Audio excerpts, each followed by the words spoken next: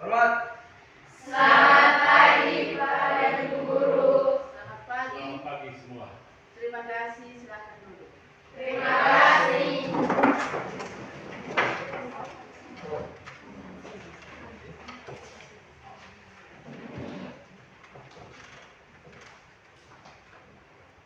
Baik, selamat pagi untuk kita semua. Selamat pagi.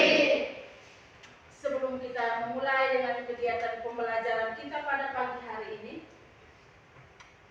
saya mengundang salah seorang siswa untuk memimpin kita dalam doa pada pagi hari ini. Silakan. Teman-teman, marilah kita tinggalkan segala kesibukan kita untuk menghadap Tuhan dalam doa. Namun sebelum itu, izinkanlah saya memimpin doa ini sesuai ajaran kepercayaan saya, yakni dalam nama Bapa dan Tuhan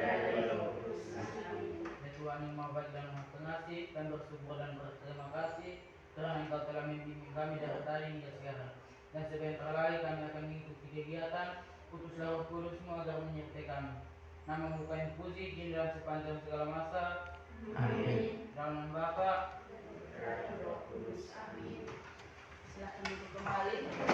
Terima kasih kepada anak Alvaro yang telah memimpin kita pada doa sebelum memulai dengan pelajaran pada pagi hari ini. Baik, sebelumnya Ibu mau mengecek kehadiran ketua kelas. Hari ini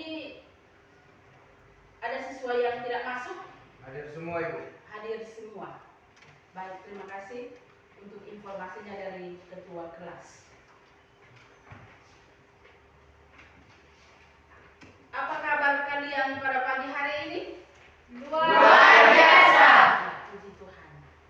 Ya. Berarti hari ini kita semua hadir di ruangan ini dalam keadaan sehat selalu. Ya, itu harapan dari Ibu. Untuk pembelajaran hari ini semua sehat. Artinya hari ini pembelajaran kita pun akan berjalan dengan baik.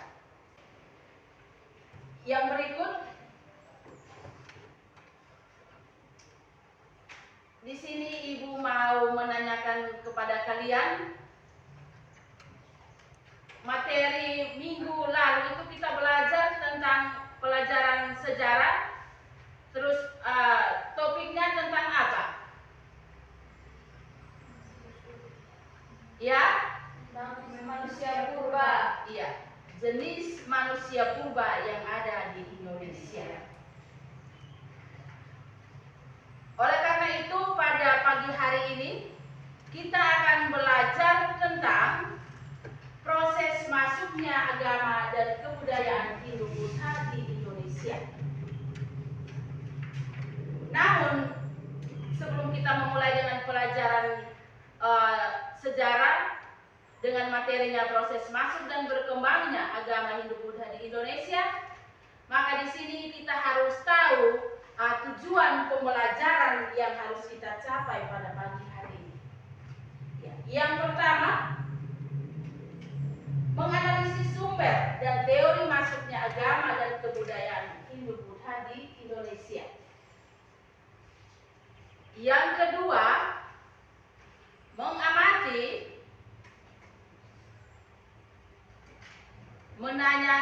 mengumpulkan informasi, menarik kesimpulan, mengkomunikasikan, merefleksikan, dan merencanakan pembelajaran lanjutan secara kolaboratif tentang bukti masuk dan berkembangnya agama Hindu-Buddha di Indonesia dalam ruang lingkup lokal, nasional, dan global secara tepat.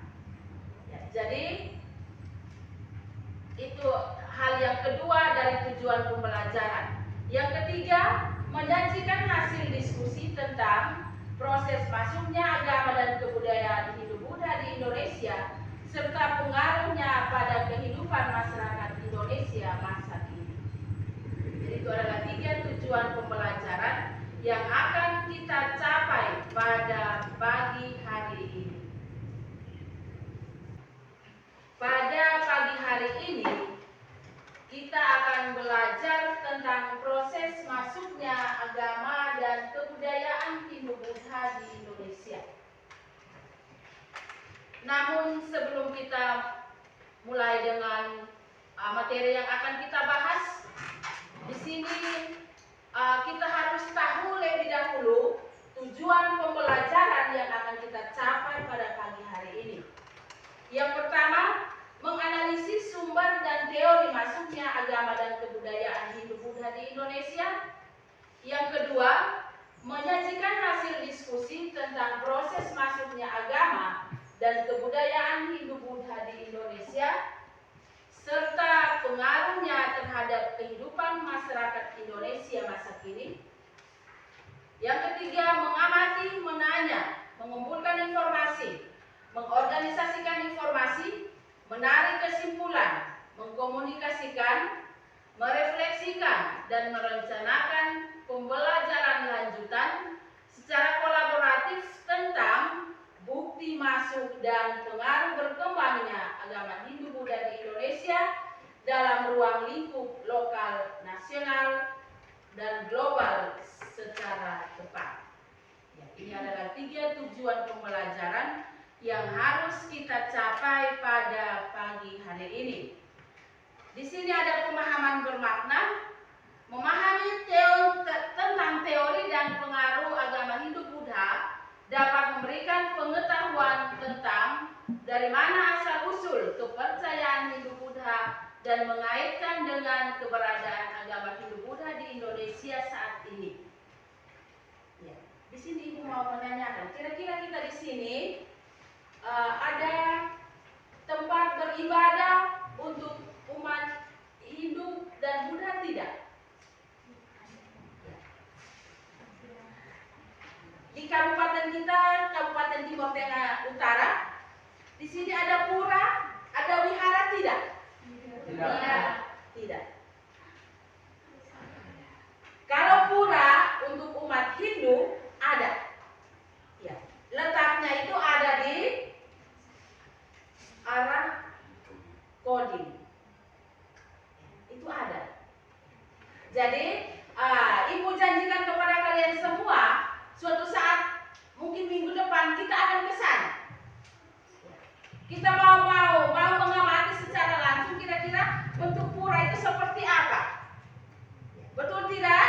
Betul. Selama kita hanya lihat saja di gambar, di buku, tetapi besok kita pergi ini kita amati secara langsung. Mungkin dalam minggu ini Ibu minta izin langsung dari Bapak Kepala, mungkin kita pakai hari Sabtu untuk pergi ke sana. Baik, yang berikut, di sini ada beberapa pertanyaan pemantik. Namun sebelum kita masuk pada pertanyaan pemantik itu, kalian amati gambar yang ada di papan.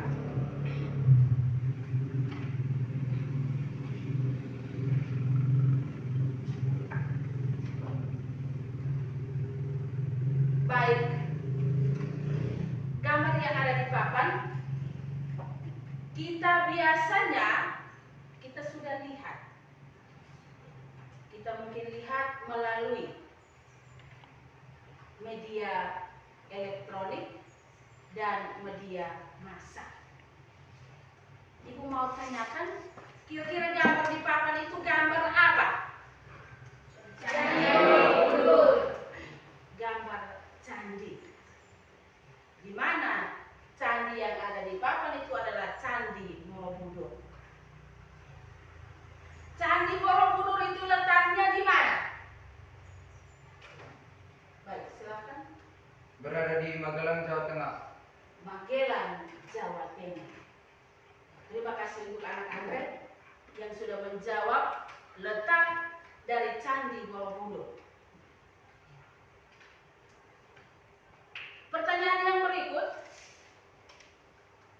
jika kita kaitkan dengan periodisasi sejarah Indonesia, kira-kira di masa apa keberadaan Candi Borobudur ini? Baik, silakan. Di masa kerajaan dinasti Sailendra pada abad ke-8. Ya. Jadi Candi Borobudur ini dia ada pada saat lahirnya dinasti Sailendra pada abad ke-8. Itu sudah ada Candi Borobudur. Jadi karena kita melihat tentang Candi Borobudur, kita mengamati tentang Candi Borobudur, maka kalau bisa hadapan ibu kita jangan hanya lihat pada gambar saja atau pada media-media yang lain. Kalau bisa kita lihat secara langsung. Bisa tidak? Bisa. Kita doakan semoga suatu saat kita sampai ke tempat itu, yaitu di Magelang, Jawa Tengah.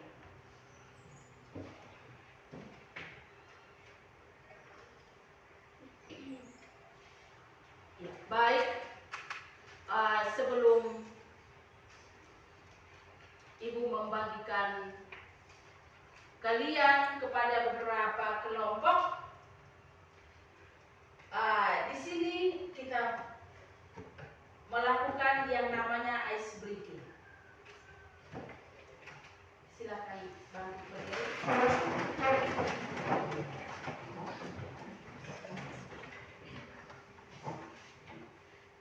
Sorak-sorak bergembira.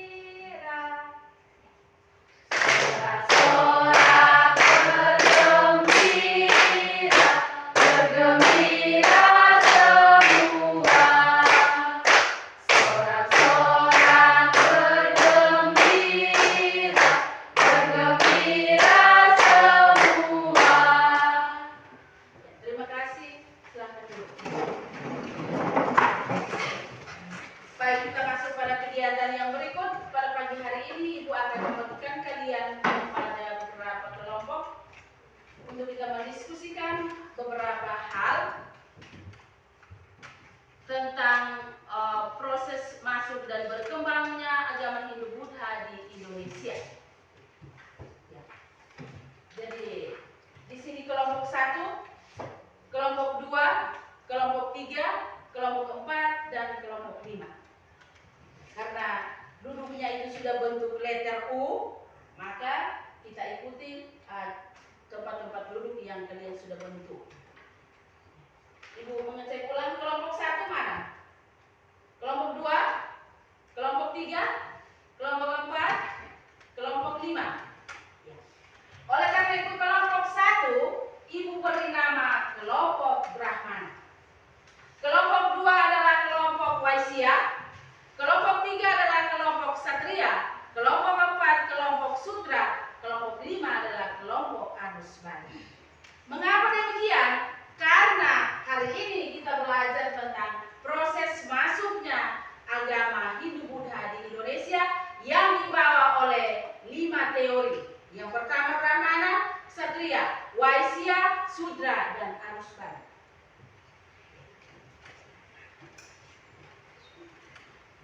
Maka sebelum itu ada beberapa pertanyaan yang harus kalian kerja. Ini adalah pretest.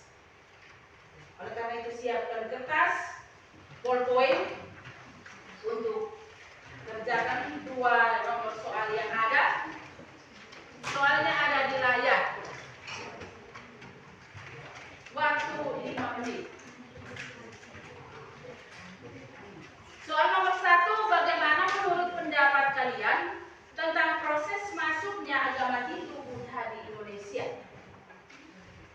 Yang kedua, bagaimana perkembangan masyarakat Hindu dan Buddha di Indonesia saat ini?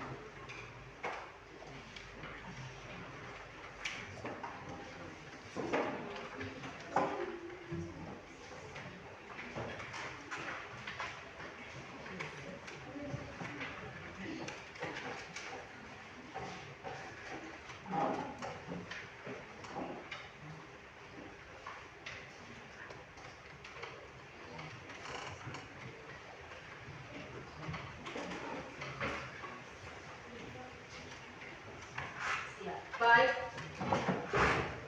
kita lanjut ke kegiatan selanjutnya.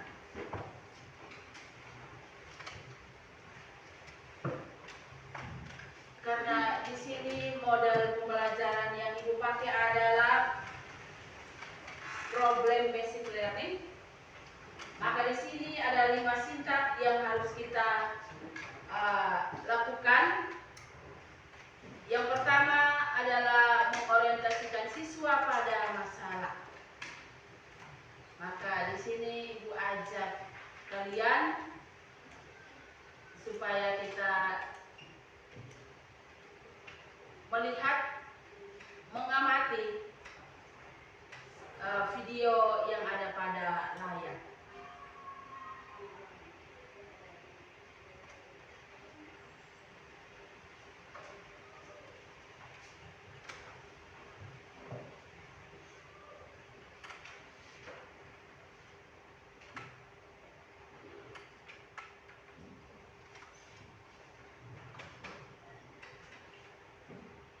Ya, Ibu minta kalian harus perhatikan di layar ini karena sebentar itu tugas yang kalian kerjakan itu ada jawabannya pada video yang kalian amati.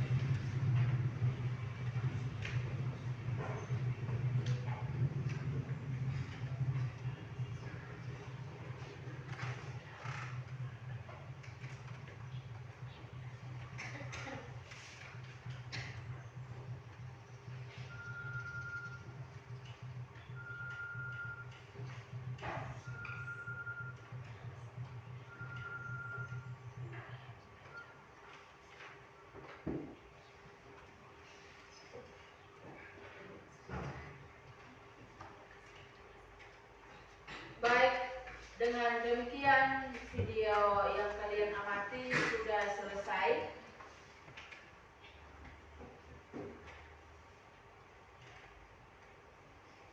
Maka di sini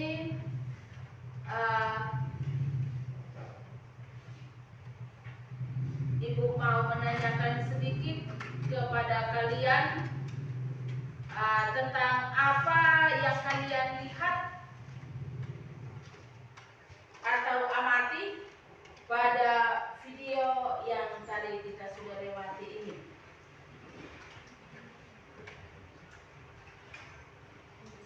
Jadi masing-masing kelompok boleh berkomentar. Tadi saya lihat yang begini-begini. Silakan.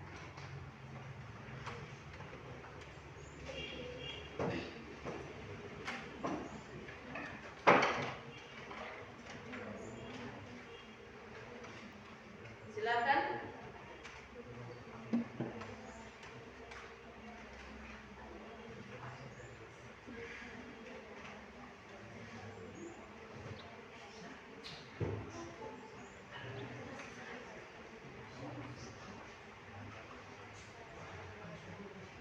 Ya, kelompok 1.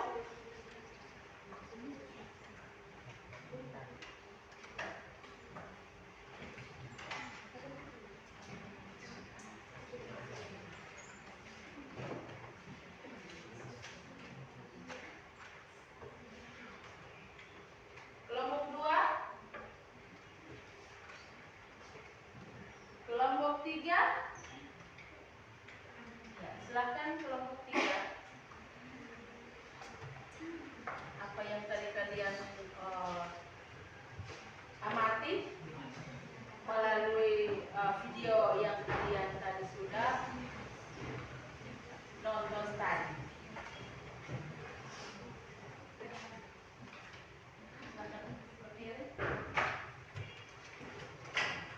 Dalam video tersebut yang kami amati adalah patung kerajaan-kerajaan Hindu dan Buddha, dan juga ada kitab Weda. Terima kasih. Kita tepuk salut untuk Nona Ayah. Tepuk salut. Salut, salut. Salut, salut. Salut. Baik. Menurut Nona Odilia bahwa yang Nona Odilia temukan, kelompoknya Nona Odilia temukan itu mereka melihat tulisan-tulisan, ada tulisan dari huruf Pallawa yang diukir pada video tersebut. Terus di situ ada kitab Weda, kitab Weda. Jadi itu yang diamati oleh kelompok 3, kelompok Ksatria. Mungkin dari kelompok lain? Ya, silakan dari kelompok Brahmana. Dalam video tersebut yang kami amati adalah teori Brahmana, teori Wasya, teori Ksatria, teori Sutra, dan teori Arus Balik.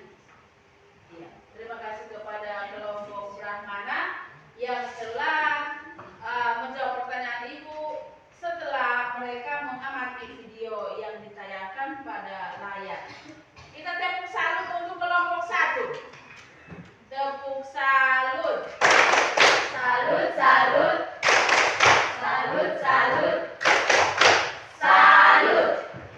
Jadi terima kasih untuk kelompok 1. Kelompok yang mana lagi? Kelompok 4. Kelompok 5, silahkan. Kelompok 5? Ya, silahkan. Dari tersebut kami mengamati bahwa peninggalan agama Hindu, Buddha di Indonesia seperti kerajaan Brahmana, kerajaan Waisa, kerajaan Ksatria, kerajaan Sudra, kerajaan Arus Balik. Terima kasih. Tepuk 1 untuk kelompok 5.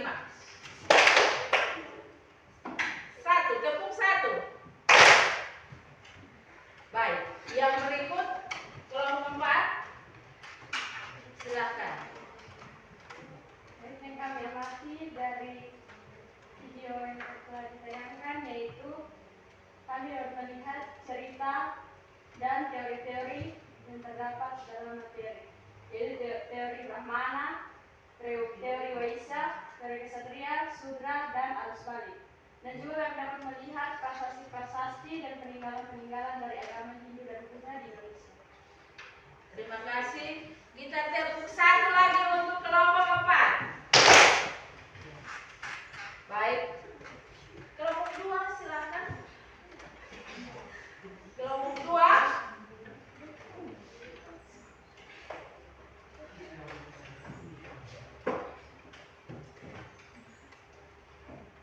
Gambar yang kami amati dari video tersebut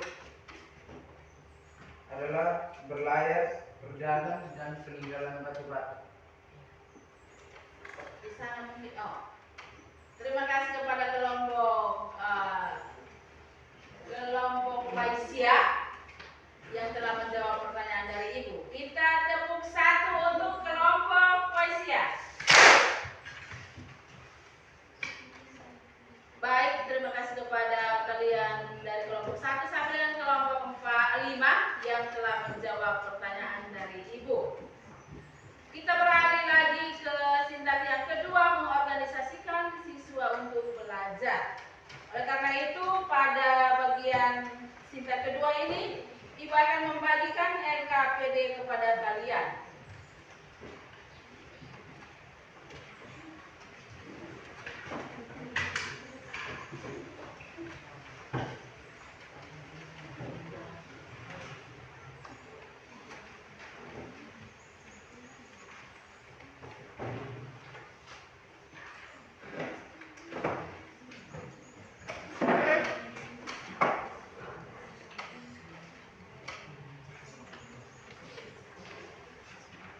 LKPD yang Ibu bagikan ini,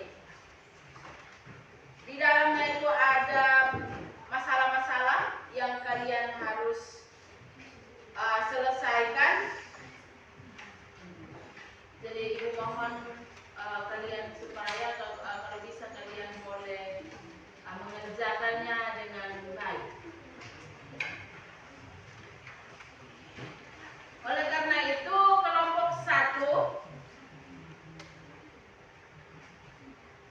atau kelompok teori Brahmana ini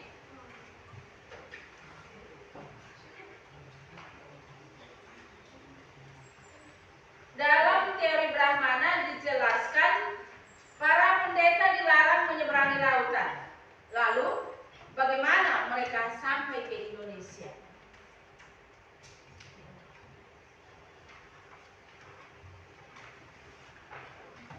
Kelompok 2 teori Waisya. Dalam teori Waisya ini dijelaskan bahwa para pedagang tidak dapat menguasai bahasa Sanskerta dan huruf Pallawa. Lalu bagaimana mereka menyebarkan agama Hindu dan Buddha di Indonesia selain tugas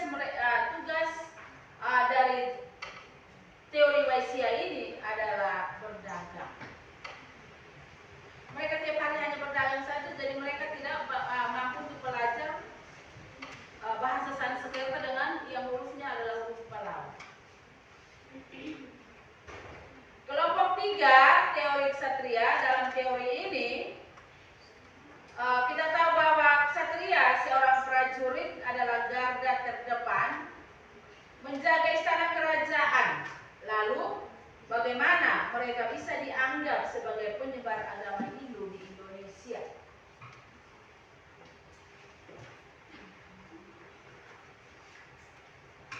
Ya. Kelompok 4, kelompok Sudra.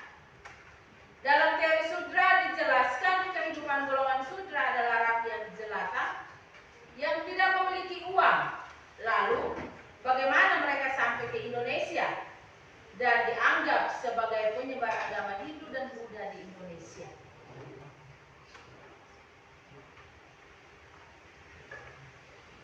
Kelompok teori arus balik. Dalam teori ini dijelaskan bahwa yang menyebarkan ajaran agama Hindu adalah orang Indonesia asli. Menurutmu, masih adakah bentuk penyebaran agama berdasarkan penjelasan teori ini? Berikan analisismu. Yang berikut setelah telah mendapatkan penyelesaian masalah tersebut, silahkan tuangkan ke dalam bentuk tulisan. Tampilkan hasil tulisanmu di depan kelas atau di depan teman-temanmu. Itu saat presentasi. Yang terakhir, buatlah pertanyaan yang akan diajukan kepada teman-temanmu yang sedang tampil. Ini adalah 5 masalah yang dibahas oleh kelompok masing-masing. Ya, mungkin dari kelompok yang lain sudah selesai. Kelompok 1 sudah. Kelompok 2 sudah. Kelompok 3 sudah. Kelompok 4 sudah. Kelompok 5 sudah. Baik. Kalau kalian sudah selesai diskusi, maka kita masuk pada sesi presentasi. Oleh karena itu, waktu dan kesempatan pertama Ibu berikan kepada kelompok 1, kelompok Brahmana, untuk mempresentasikan materi mereka. Silakan.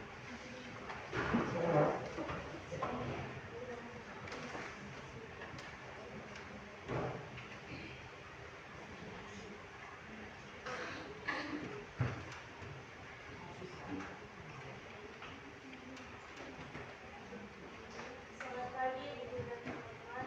Selamat pagi.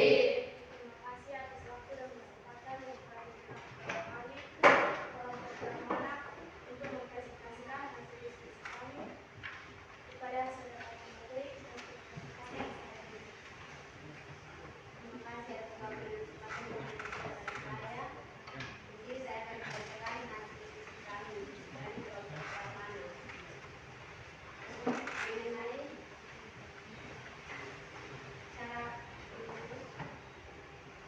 cara penelitian yang menyeberangi lautan pada perjalanan mereka sampai di Indonesia. Cara kaum Brahmana sampai di Indonesia adalah menggunakan kapal, meskipun ada kepercayaan bahwa jika kaum Brahmana menyeberangi laut, ilmunya akan hilang. Namun saat itu, transportasi paling maju untuk berpergian ke negara lain baru ada kapal laut. Teori Brahmana ditemukan oleh J.C. Van Leeuwen. Ia berpendapat bahwa Hinduisasi di Indonesia disebabkan oleh peranan kaum Brahmana, golongan pemuka agama di India. Bukti konkret yang dijadikan dasar dari teori Brahmana adalah prasasti-prasasti peninggalan kerajaan Hindu-Buddha yang berhasil ditemukan di Indonesia. Kebanyakan prasasti yang ditemukan terdapat di tulisan yang dibuat dengan huruf Pallawa dan bahasa Sanskerta. Di India sendiri, bahasa dan huruf tersebut hanya dikuasai oleh kaum Brahmana.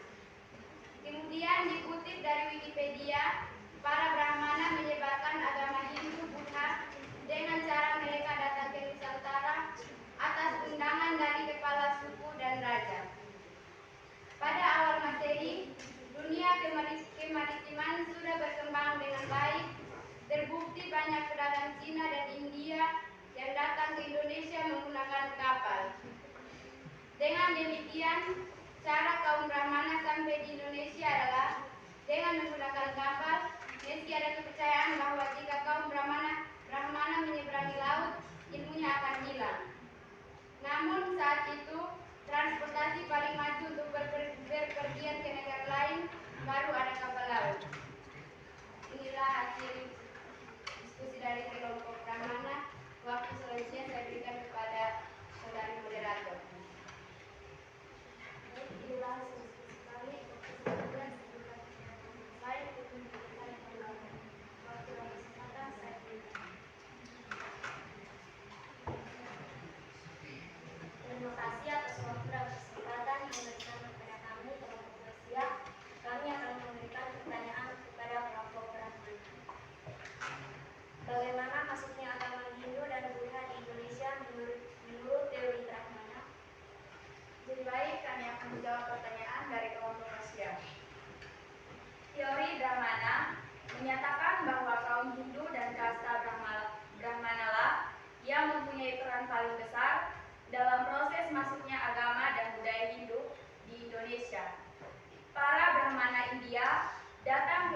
Indonesia atas undangan para penguasa lokal di Indonesia. Jadi menurut kelompok Asia apakah sudah pas?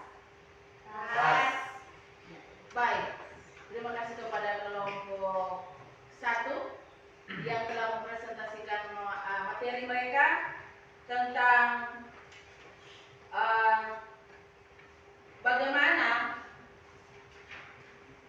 sehingga kaum Brahmana atau para Brahmana mereka harus menyeberang lautan, sementara mereka dalam ilmunya itu mereka dilarang untuk menyeberang lautan. Maka jawaban dari kelompok Brahmana tadi kita sudah dengar bersama-sama.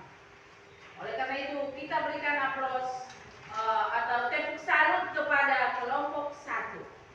Tepuk salut. Salut, salut. Salut, salut. Salut. Baik, terima kasih kepada kelompok 1. Silakan dulu. Waktu dan kesempatan berikutnya ibu berikan kepada kelompok 2.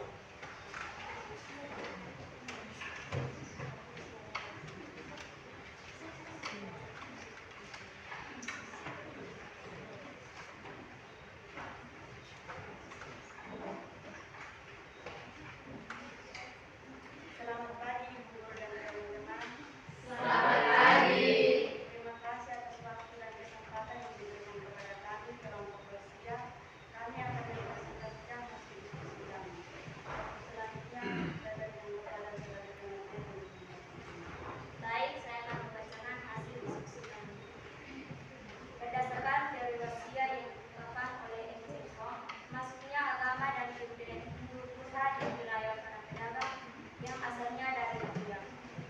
Para pedagang itu bukan hanya membawa barang-barang dagangnya, tetapi juga membawa adat dan kebiasaan dari negara itu. Bukan hanya itu, Enrico juga mengatakan bahwa para pedagang datang ke Indonesia sesuai dengan angin musim. Dengan kata lain, jika angin musim menunjukkan atau memperlihatkan dalam keadaan tidak baik, maka para pedagang tidak akan datang ke Indonesia. Mereka menunggu 6 bulan berikutnya untuk berdagang. Maka dari itu, dapat dikatakan bahwa para pedagang yang datang ke Nusantara sangat tergantung dengan arah angin laut. Agama dan kebudayaan Hindu Buddha semakin berkembang karena para pedagang menetapkan di Indonesia. Mereka biasanya menetap berkisar 6 bulan untuk melakukan transaksi perdagangan. Selama menetap itulah agama dan kebudayaan Hindu Buddha mulai disebarkan kepada masyarakat Nusantara. Semakin lama masyarakat Nusantara mulai terbiasa dengan agama dan kebudayaan Hindu Buddha, sehingga perkembangan agama dan kebudayaan tersebut semakin cepat. Menurut Encyclopedia, bukan hanya menetap saja, mereka para pedagang juga melakukan perkawinan dengan perempuan-perempuan asli Indonesia. Dengan adanya perkawinan itu, maka agama dan kebudayaan Hindu Buddha berkembang cukup pesat. Terlebih lagi, anak yang dilahirkan dari perkawinan antara pedagang dan perempuan Indonesia akan meneruskan perkembangan agama dan kebudayaan Hindu Buddha atau biasa dikatakan sebagai generasi dari agama dan kebudayaan Hindu. Inilah hasil diskusi kami. Waktu dan selanjutnya saya berikan kepada teman-teman. Sekian hasil diskusi kami. Waktu selanjutnya akan diberikan kepada kelompok yang bertanya. Kami persilakan.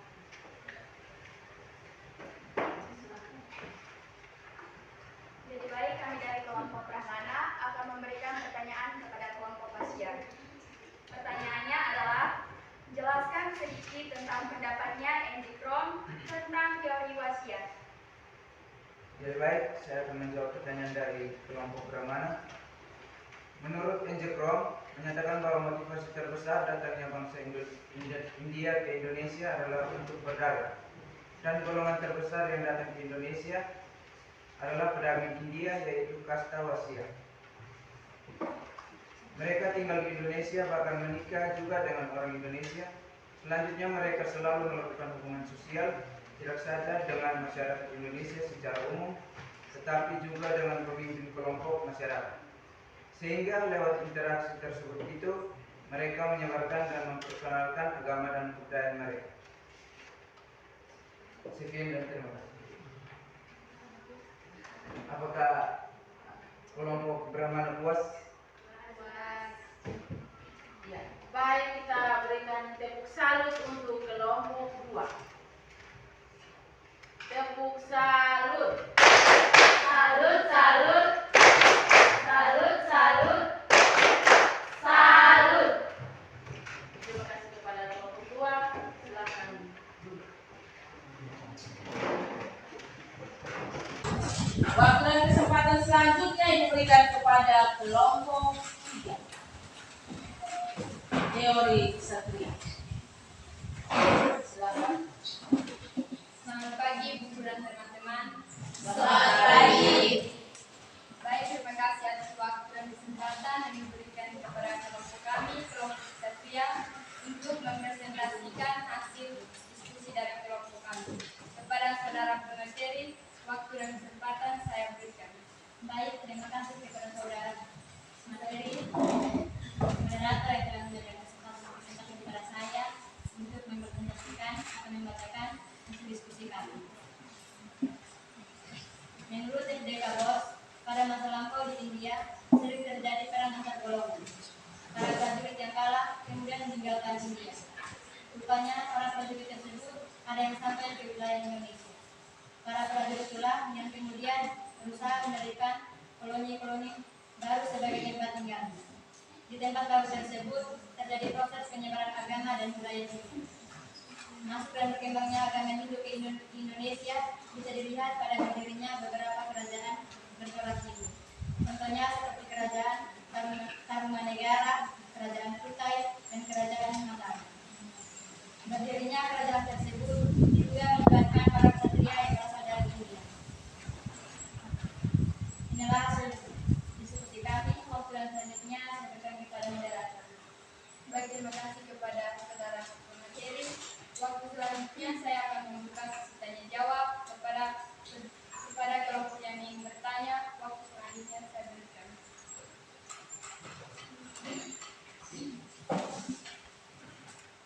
Baik, terima kasih atas waktu dan kesempatan yang diberikan kepada kelompok kami, yaitu kelompok Sudra, untuk memberikan pertanyaan kepada kelompok Ksatria. Mengapa sehingga dalam penyebaran agama Hindu dan Buddha ke Indonesia dibawa oleh kaum Ksatria? Baik, terima kasih. Saya akan menjawab pertanyaan dari kelompok Sudra. Karena terjadi kekacauan politik India, sehingga para ksatria yang kalah melarikan diri ke Indonesia. Mereka lalu mendirikan kerajaan yang menyebarkan agama Hindu. Apakah kelompok Sudra puas dengan jawaban kami? Puas. Puas.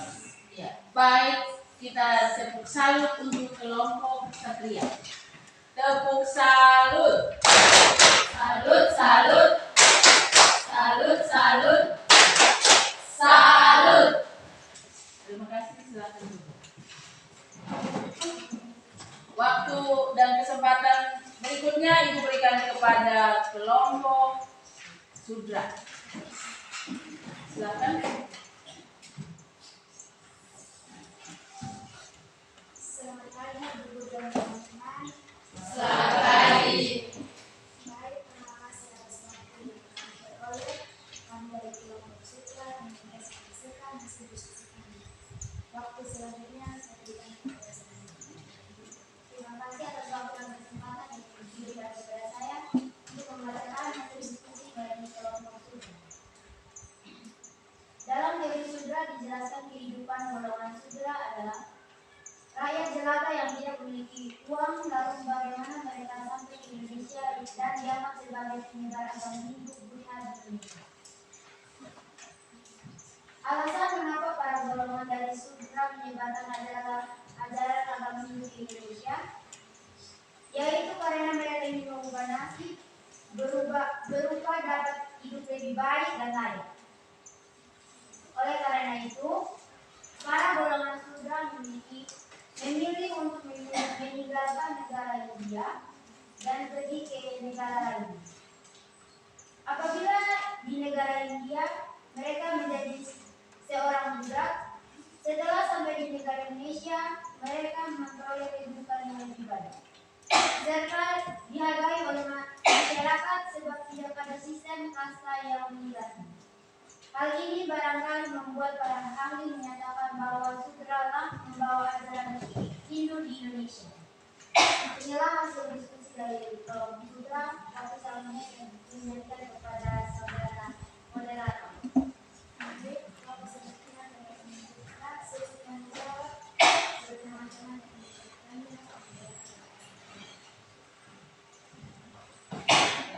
Silakan.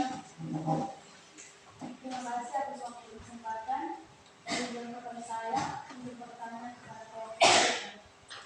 Pertanyaannya, jelaskan kelemahan dan kelebihan dari teori Sutra.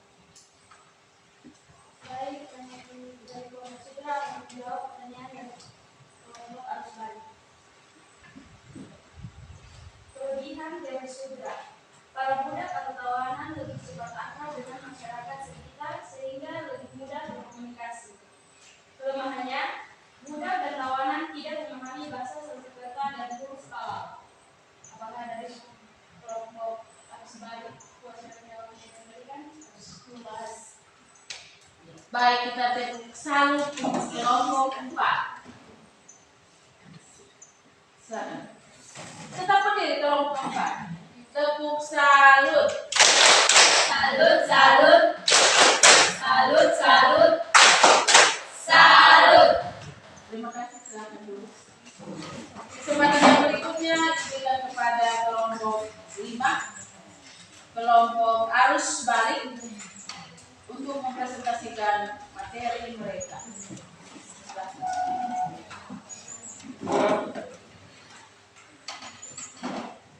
Selamat pagi teman-teman. Selamat pagi. Terima kasih atas waktu dan kesempatan yang diberikan kepada kami, yaitu kelompok arus balik. Di sini kami akan mempresentasikan hasil diskusi kami. Kepada saudari pemateri, saya persilakan. Baik, terima kasih atas waktu dan kesempatan yang diberikan saya untuk membacakan hasil diskusi kami. Menurut teori arus balik, masuk dan penyebaran agama Hindu-Buddha disebabkan oleh ketertarikan masyarakat Indonesia terhadap ajaran Hindu-Buddha yang dibawa oleh para intelektual dari India yang bersemangat menyebarkan dan mengajarkan agama Hindu-Buddha dengan menumpang kapal-kapal dagang. Teori arus balik ini didukung oleh bukti sejarah yang berasal dari prasasti Nalanda. Dalam prasasti Nalanda disebutkan bahwa Balaputradewa yang merupakan Raja Sriwijaya mengajukan permintaan kepada Raja di India untuk membawa wihara di Nalanda yang digunakan para tokoh dari Sriwijaya untuk menimba ilmu. Permintaan tersebut dikabulkan sehingga para tokoh dan pelajar Sriwijaya dapat menuntut ilmu agama di India untuk kemudian kembali ke Indonesia dan menyebarkan dan mengajarkan agama Hindu-Buddha. Inilah hasil diskusi kami. Waktu dan kesempatan saya berikan kepada moderator. Terima kasih kepada pemateri yang telah membacakan hasil diskusi kami. Selanjutnya kami akan membuka sesi tanya jawab kepada teman-teman yang bertanya. Kami berikan waktu dan kesempatan. Baik, terima kasih. Di sini saya akan memberikan pertanyaan kepada kelompok arus balik. Mengapa sehingga teori arus balik ini lebih menekankan pada peranan bangsa Indonesia sendiri dalam proses penyebaran kebudayaan Hindu-Buddha di Indonesia? Artinya bahwa orang-orang di Kepulauan Indonesia, terutama para tokoh-tokohnya yang terpilih. Di India mereka merasa hal ihwal, agama dan kebudayaan Hindu-Buddha. Setelah kembali ke Kepulauan Indonesia, mereka mengadakan dan menyebarkan ajaran agama itu kepada masyarakat. Apakah jawaban pas? Inilah diskusi kami. Sekian dan terima kasih. Baik, kita tepuk salut untuk kelompok yang terakhir ini, kelompok arus balik.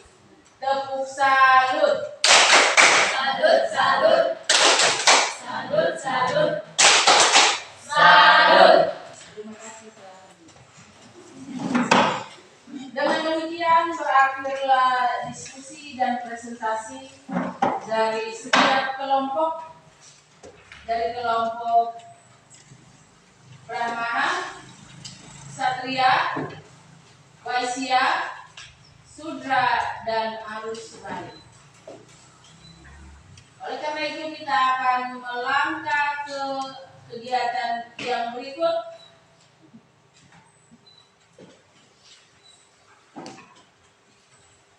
yaitu dengan teori-teori masuk dan berkembangnya agama Hindu dan Buddha di Indonesia, tidak terlepas dari teori Brahmana, Waisya, Ksatria, Sudra, dan arus balik. Pada beberapa teori tersebut, di sana ada para penemu, para tokoh yang mengemukakan pendapatnya tentang teori-teori dari teori Brahmana sampai dengan teori arus balik. Itu tokoh-tokoh itu mungkin ada di bagian belakang bahan ajar. Coba dilihat.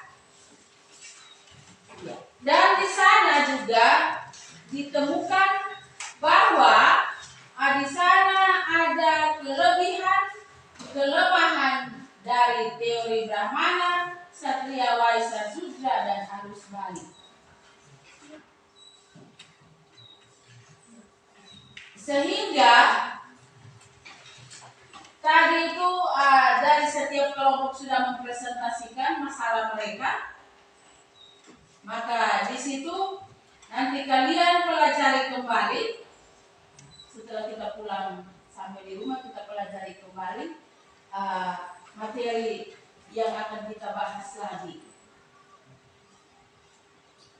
Jadi dari teori-teori tersebut itu kita harus pahami. Kita harus memahami kelemahan dan kelebihan daripada teori tersebut. Contoh, daripada tadi yang ada pada penjelasan dari kelompok 1 teori Brahmana, dia menyatakan bahwa dalam ilmu kaum Brahmana itu tidak boleh menyeberangi lautan. Karena kalau dia menyeberangi lautan maka ilmunya akan mati. Tetapi apapun terjadi dia harus datang. Dia harus datang dari India ke Indonesia untuk menyebarkan agama. Dan kita sudah dengar bersama. Dengan memakai kapal. Kapal? Betul. Dengan memakai kapal. Sementara yang diceritakan itu adalah ilmunya saja. Tetapi kenyataan mereka lanjut tetapi tidak ada apa-apa. Begitu pula teori Sudra. Teori Sudra dia itu hanya rakyat jelata yang dia tidak memiliki uang. Bagaimana caranya? Dia harus datang ke Indonesia untuk menyebarkan agama. Sementara kita mau bepergian kemana-mana, kita harus ada uang. Jadi kan kita jalan kaki, betul tidak? Betul. Tetapi dalam teori tersebut tadi dia menjelaskan bahwa dengan berbagai cara mereka dari India bisa masuk ke Indonesia. Mereka tumpangi kapal. Entah caranya bagaimana, mungkin mereka lobby dengan itu ABK, anak buah kapal yang di atas kapal atau bagaimana.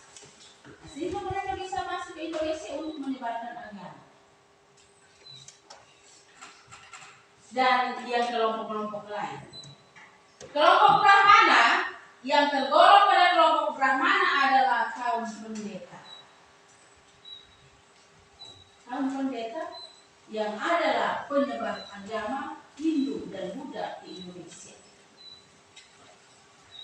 Sedangkan pada teori Waisya yang ada atau yang tergolong pada teori Waisya ini adalah kaum pedagang. Dan mereka dari India itu motif mereka adalah mau berdagang ke Indonesia. Tetapi kenyataan lain, mereka berdagang sambil menyebarkan agama. Jadi itu ada unsur lainnya. Mereka awal datang dari India itu kami mau pergi berdagang. Tetapi sambil berdagang mereka juga menyebarkan agama. Terus yang berikut, teori ksatria. Pada teori ini yang tergolong di dalamnya adalah raja atau bangsawan. Ingat, pada zaman kerajaan atau masa pemerintahan kerajaan, raja di atas segalanya. Raja dia berkuasa. Sekarang masih ada itu? Tidak.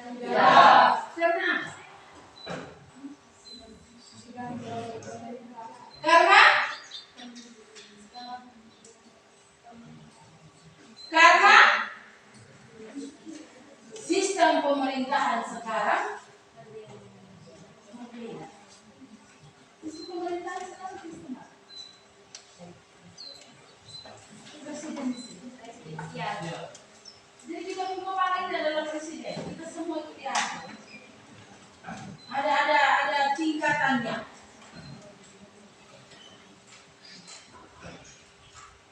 Zaman kerajaan, di sana raja adalah segala-galanya. Semua masyarakat itu harus tunduk, patuh dan taat kepada yang namanya raja. Yang tidak patuh taat itu akan ditembak mati. Sekarang mau tembak orang, tidak mungkin. Kecuali yang masalah-masalah yang mulai bagaimana yang mungkin. Begitupun teori sudra. Teori sudra yang tergolong di dalamnya adalah orang-orang miskin, orang-orang para gelandangan, para budak atau singkatnya para buangan. Artinya orang-orang yang kita lihat itu dia melarat hidupnya, tetapi mereka bisa menyebarkan agama.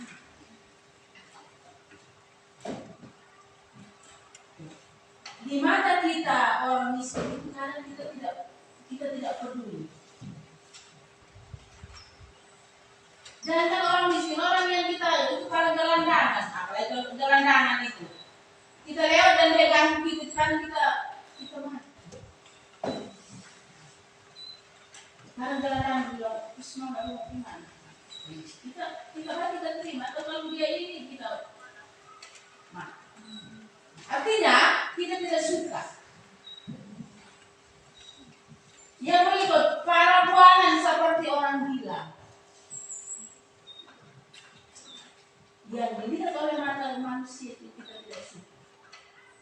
Yang mungkin kita anggap remeh dia, oh dia gila itu mau kita. Tetapi tidak boleh seperti itu. Kalau mau pergi dia, tapi kalau dia usir kami atau dia bikin apa kami, orang dia sekarang dia baik.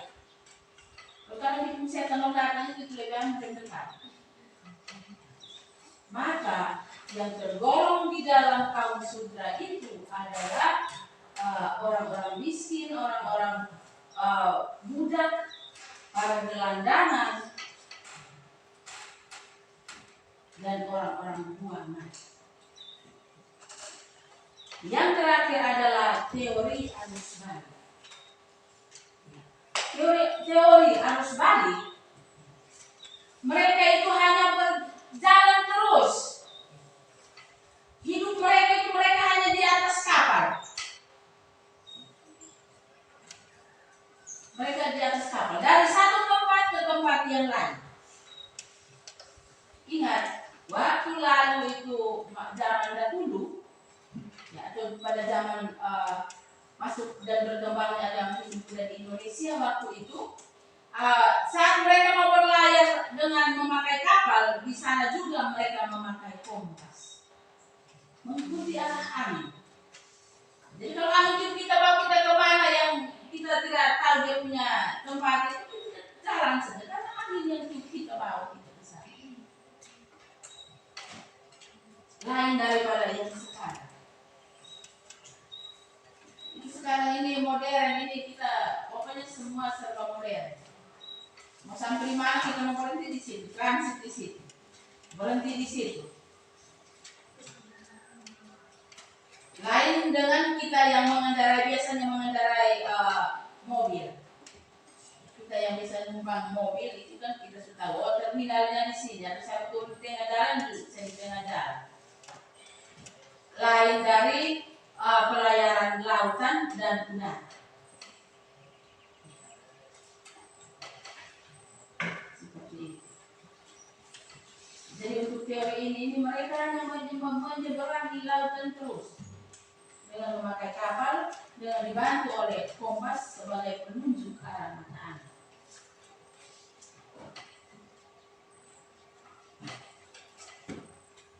Baik, dengan demikian kegiatan kita yang ke-5 sudah selesai. Kita beranjak ke bagian penutup.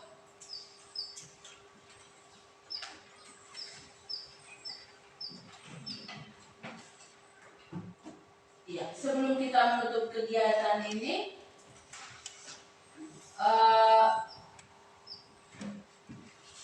Ibu ingin menyampaikan kepada kalian tentang materi yang akan kita pelajari pada minggu yang akan datang, yaitu tentang kerajaan-kerajaan Hindu Buddha di Indonesia. Jadi setelah kalian pulang sampai di rumah, lihat kembali materi-materi yang akan kita bahas pada minggu yang akan datang. Namun sebelum itu kita menutup kegiatan kita, Ibu mau menanyakan kepada kalian tentang bagaimana kesan kalian dengan pembelajaran kita pada pagi hari ini. Luar biasa. Selain itu, seru, menyenangkan. Ada lagi? Menambah ilmu pengetahuan, khususnya pada mata pelajaran sejarah. Karena metode pembelajaran yang selama ini Ibu pakai tidak sama dengan yang hari ini kita belajar. Betul tidak? Betul. Jadi baik, di sini Ibu ada siapkan beberapa pertanyaan sebagai pertanyaan post-test, dan Ibu nanti sebentar kirim lewat link, dikerjakan dan dikirim kembali.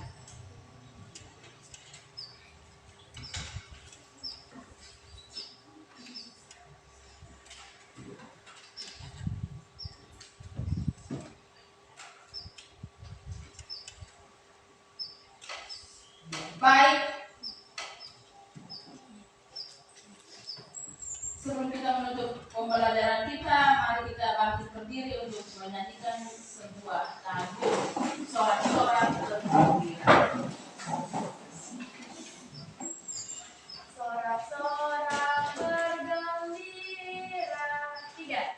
Sorak-sorak bergembira, bergembira semua. Sorak-sorak bergembira.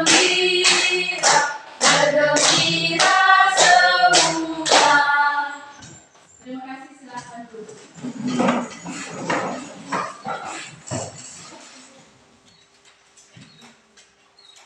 Ya, silakan ambil HP masing-masing.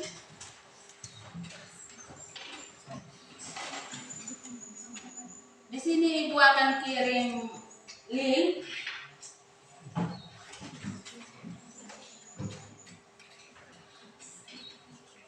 Di dalamnya itu ada soal evaluasi. Soal evaluasi yang terdiri dari beberapa nomor soal pilihan ganda dan soal uraian. Jadi silakan dikerjakan lalu dikirim.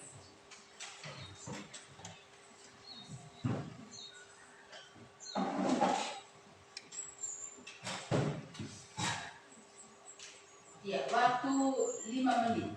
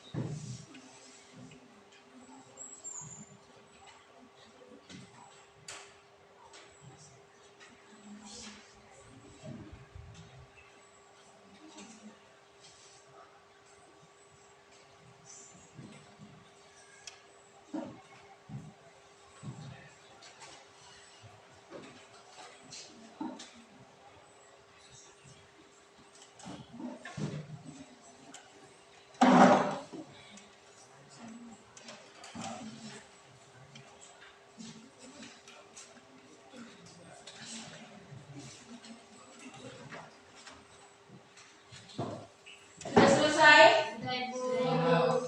Ya. Kalau sudah selesai silakan dikirim ke link yang Ibu kirimkan lewat Google Form. Ya, baik, sebelum kita pulang ke rumah, sebelum kita menutup pelajaran kita pada pagi hari ini, marilah kita menyiapkan hati dan batin kita untuk berdoa. Diminta kesediaan seorang siswa untuk memimpin kita dalam menutupi pelajaran kita pada pagi hari ini. Silakan.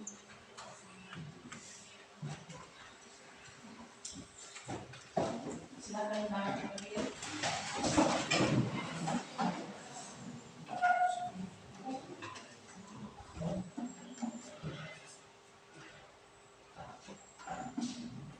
Ya, silakan.